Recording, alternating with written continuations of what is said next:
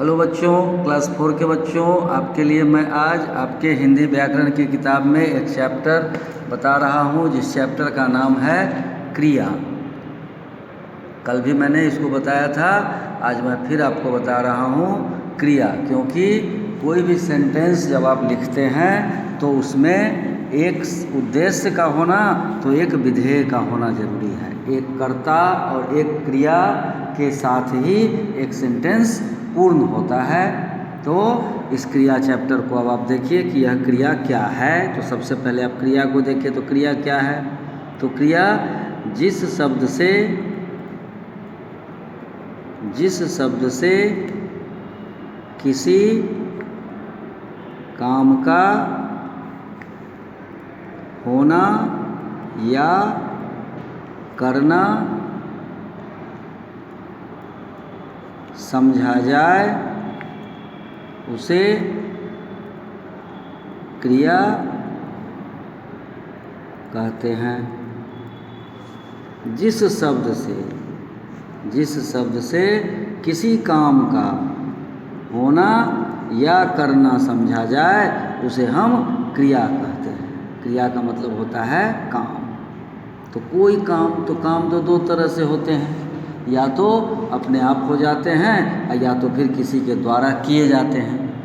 तो जब क्रिया अपने आप होते हैं तो वह होता है प्राकृतिक क्रिया, नेचुरल वर्क जिसको कहते हैं। अभी आपको कहीं चोट लग जाए तो आपके शरीर में पीड़ा हुई, तो पीड़ा जब हुई तो आपको कोई कहेगा कि तुम चीखो?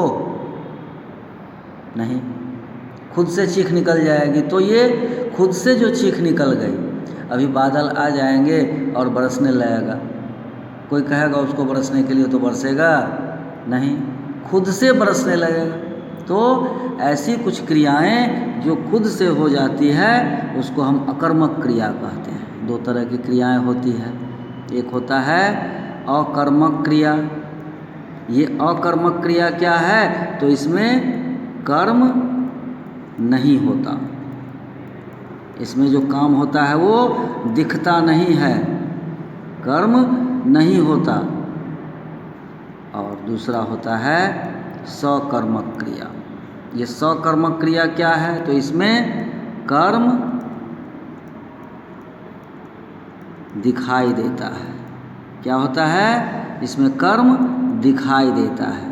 पहला में क्या है? अकर्मक क्रिया में कर्म नहीं होता है। और दूसरी क्रिया क्या है? सकर्मक। तो इसमें कर्म दिखाई देता है।